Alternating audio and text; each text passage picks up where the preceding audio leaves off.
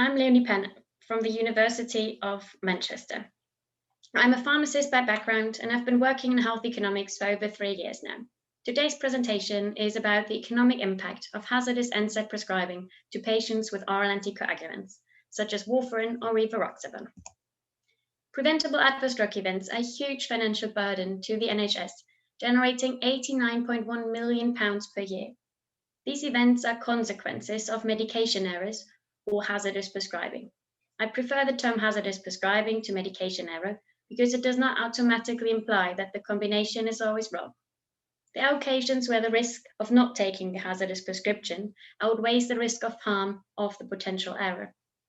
Oral anticoagulants and Nsaids are drugs most commonly associated with these preventable adverse drug events that are so costly. Prescribing an NSAID to a patient on oral anticoagulants is considered hazardous because both are associated with a high risk of GI bleeding. But there's only little evidence aiming to quantify this increased risk of adverse events, and no UK data exists on the increased likelihood or the economic impact for this hazardous prescribing event. That's why the aim of this study was to assess the economic impact of hazardous prescribing of NSAIDs to patients with oral anticoagulants. As health economists, we not only look at costs, but also at patient outcomes.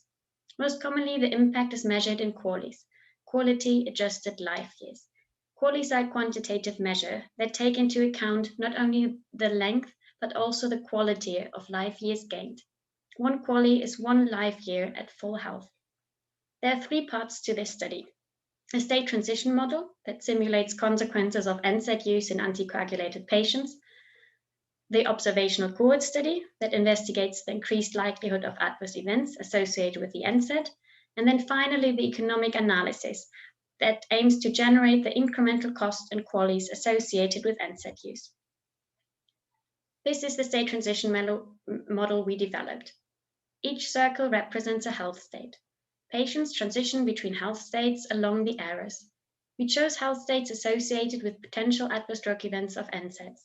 After literature reviews and consultations with clinicians, we decided to model serious GI events such as bleedings, GI discomfort such as dyspepsia, symptomatic ulcer, and stroke. Depending on the severity of each health state, the cost and quality of life measured in QALYs differ. To illustrate how patients move through the model, let's have a look at some patients with anticoagulants. All start with no adverse event. With each cycle we're running the model, patients are at risk of moving to one of the adverse event health states. Our fit woman in denims experienced a stroke, and she moved to the stroke health state. She is in hospital and generates higher costs, and her quality of life is lower compared to those in the no adverse event state. Patients are followed until they die, and depending on how long they stay in each health state, they generate different costs and different QALYs. In the end, we estimate the difference in cost and QALYs between anticoagulated patients with and those without NSAIDs. Let's move to the methods for this cohort study. The observational cohort study was conducted in linked primary and secondary care datasets and mortality records in England. To create balanced cohorts and to minimize confounding by indication, we used propensity score matching. The cohort was analyzed using Cox regression with time-dependent NSAID treatment. Prescriptions were identified in patient records from primary care data, the Clinical Practice Research Data Link, or CPRD. We were interested in outcomes resulting in hospital admissions, which we used from Hospital Episode Statistics, or HAS, and Office for National Statistics ONS data. This linked data enabled us to follow patients through time through different healthcare settings. And analyzing the data, we estimated the increased risk of adverse events associated with NSAID use. With this information, we can inform the state transition model and tell the fit lady in denims what her risk of experiencing a serious GI event is, with or without the NSAID. For this study, linked data was available from 2007 to 2017. Start of follow-up was the first prescription of an oral anticoagulant in this study period, depicted as the gray vertical axis in the graphic. During follow-up, exposure was defined as periods of continuous NSAID use. Because of the time-varying nature of NSAID prescribing, exposure was treated as time-dependent variable. The adverse events considered as outcomes were serious GI events and stroke, which are both managed in secondary care. Patients were excluded if they had an NSAID prescription in the 90 days before start of follow-up. This is referred to as the new user design, in contrast to a prevalent user design, and this is sought to reduce healthy user bias. Patients were followed until they stopped oral anticoagulant therapy, experienced the outcome, died, or data collection ended. Let's move to the methods for the economic analysis. To estimate the economic impact of NSAID use, we used the software package Triage Pro to conduct a probabilistic analysis of the straight transition model with 10,000 simulations.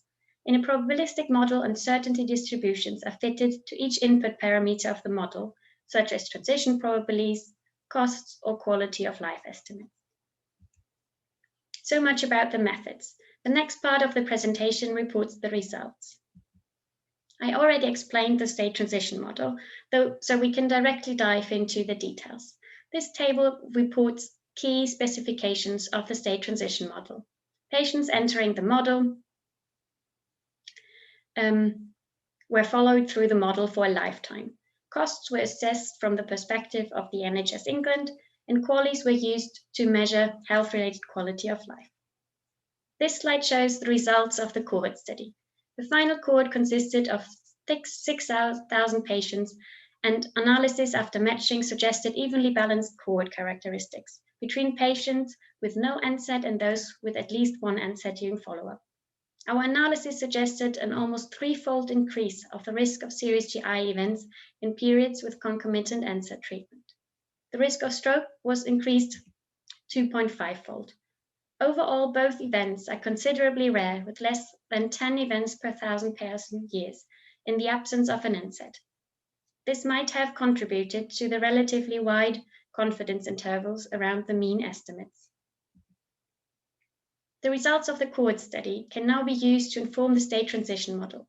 From the observational cohort study, that's on the left, we used the estimated hazard ratios for serious GI events and stroke, the demographics to define the model population, and the baseline risk estimates. Other input parameters were derived from the literature, such as the increased risk of the primary care managed adverse events not captured in the observational cohort study. After all input parameters are included in the model with the appropriate uncertainty distributions, we can generate the cost and QALYs generated by a patient entering the model with and without an NSAID. The probabilistic analysis estimated that a patient with an NSAID generates £244 more and 0.04 fewer QALYs compared to a patient without the NSAID. The credible intervals, however, indicate that there is considerable uncertainty around these estimates. We tested various assumptions in scenario analysis, and unfortunately I won't have time to describe them in more detail. To give you an idea of the burden of NSAID use in oral anticoagulant patients in England, we extrapolated the results to a population level. The NHS dashboard records the hazardous prescribing event in English practices and identified 13,399 patients currently exposed to concomitant NSAID and oral anticoagulant treatment. Over the lifetime, these patients will cost the NHS £3 million more, and patients will lose 500 QALYs as if they would without the NSAID. There are some limitations to this work. First of all, the analysis is based on a state transition model, and models can only be a simplified version of reality. The second limitation evolves around the use of observational data and the unavoidable risk of unmeasured confounding. We used robust study design and discussed potential confounders in detail with clinicians. We also estimated e-values that indicated that the impact of a confounder is unlikely to explain away the association we found between NSAIDs and adverse events. Last but not least, the model is based on prescribing data, and NSAIDs, such as ibuprofen, can not only be obtained through prescriptions. This model does not take into account over-the-counter purchases of Nsaids. The aim of this study was to estimate the hazardous prescribing of Nsaids to patients with oral anticoagulants. This was the first study in the UK to use linked primary and secondary care records. This study showed the economic benefit of reducing NSAID prescribing in patients with oral anticoagulants. In addition to reduced healthcare costs, Avoiding Nsaids in this population also increased quality of life. The economic burden of this hazardous prescription is a clear indicator, calling for interventions to reduce occurrence of this medication error. An intervention currently rolled out nationally is the PINSA intervention that aims to reduce a specific set of hazardous prescribing events. And this set of events includes the one assessed in this study. The model developed in this piece of work is not only relevant to get a feeling of the burden of this hazardous prescribing event, but can also be used in interventions like PINTA to estimate their cost effectiveness. Here are my references, and thank you very much for listening, and I hope you enjoy the rest of the conference.